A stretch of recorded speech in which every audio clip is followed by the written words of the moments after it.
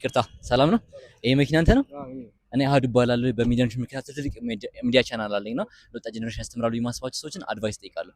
አንተም ወጣትና አድቫይስ ጠይቀህ። ኦኬ ይቻላል፣ ችግር የለውም። ስምህንና በምን ስራ ነው የተሰማራው? ያው አቤኔዘር እባላለሁ። ያው በፍሎር ፋክተሪ ዙሪያ የተሰማራሁት። ቢዝነስ ኦነር ነህ? አዎ አዎ። ምን ይባላል የድርጅት ስም? ሮቦት ፍሎር ፋክተሪ። በጣም አሪፍ። የመጀመሪያ ሚሊዮን ሜክ ያደረግህ በስንት ዓመት ነው? በ20 ዓመት። 20 ዓመት። አሁን ስንት ዓመት ነው? 23። 23። የመጀመሪያ ሚሊዮን ሜክ ስታደርግ ምንድን ነበር በሰዓቱ የሰራው ስራ?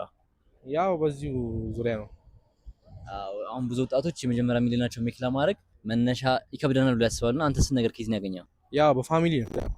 በፋሚሊ ማለት ነው። ብዙ ወጣቶች በዚህ ሰዓት ጊዜያችንን ትምህርት ላይ ኢንቨስት ከማድረግ ይልቅ ስራ ላይ ማድረግ የተሻለ ሀብታም ሚሊዮነር ያደርጋል ብለው ያስባሉ። ምን ታስባለህ? አዎ እሱማ ልክ ትምህርትም ደግሞ ጎን ለጎን ያስፈልጋል። መማርም አለባቸው ማለት ነው። አዎ መማርም አለባቸው። ያው ስራም አሪፍ ነው። በአመት የሰራው ከፍተኛ ገንዘብ ምን ያህል ነው?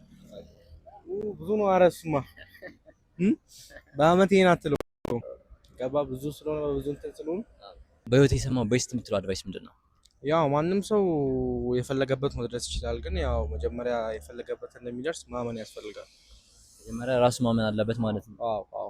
በህይወት የተማርኩት ስለ ገንዘብ ትልቁ ነገር ምንድን ነው? ያው ገንዘብ በደንብ ኢንቨስት ባደረገው ቁጥር ያው እየበረከተልህ ይመጣል። ስለዚህ ገንዘብን ኢንቨስት ነው ማድረግ ያለብን ማለት ነው። አዎ በደንብ ኢንቨስት ማድረግ አስፈላጊ ነው ብዬ አስባለሁ። አንተ አሁን ወጣት ነህ፣ ይሄን ቪዲዮ የሚከታተሉ ብዙ ወጣቶች አሉ እና ስኬታማ እንዲሆን ምን ትመክራቸዋለህ? እንዳጠቃላይ ያው በደንብ ሃርድ ወርክ ሆኖ መስራት እንዲጠበቅባቸው። እንዴት ነው አንተ የመኪና ልትገዛ ይችላል?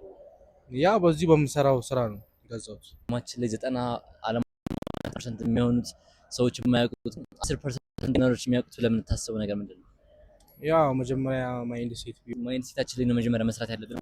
ዋናው እሱ ነው። የሆነ ሰው የሆነ ነገር ማሳካት ከፈለገ መጀመሪያ ማይንድ ላይ ነው መስራት ያለበት ማለት ነው። አዎ በጣም ውድቀት አጋጥሞ ያውቃል? ያው ውድቀት አጋጥሞኝ ያውቅም። ምናልባት ያለህን ነገር እንዳለ አጣ ያድርገውና የሆነ ቢዝነስ ጀምር ብለህ ምን ቢዝነስ ላይ ነው አንተ የምትሰማራው? ያው መልሼ ቢዝነስ ላይ ነው አሁን የምትሰራው ቢዝነስ ላይ። አዎ አሁን የምትሰራው ቢዝነስ ምንድን ነው? ያው የተለያዩ የፍሎር ፋክተሪዎች አሉ፣ እነሱን ነው ራን ማድረግ። አንድ ሰው ስኬታማ ለመሆን ምን ማድረግ አለበት? ያው ዲስፕሊን መሆን አለበት፣ ሃርድ ወርክ መሆን አለበት። መጨረሻ ደረጃ ለወጣት ጀነሬሽን ምን ማስተላለፍ ትፈልጋለህ? ተስፋ መቁረጥ የለበትም። ያው ዲስፕሊን መሆን አለበት። ኔቨር ጊቭ አፕ። በጣም አመሰግናለሁ ብሮ ለሰጠኝ እውቀት።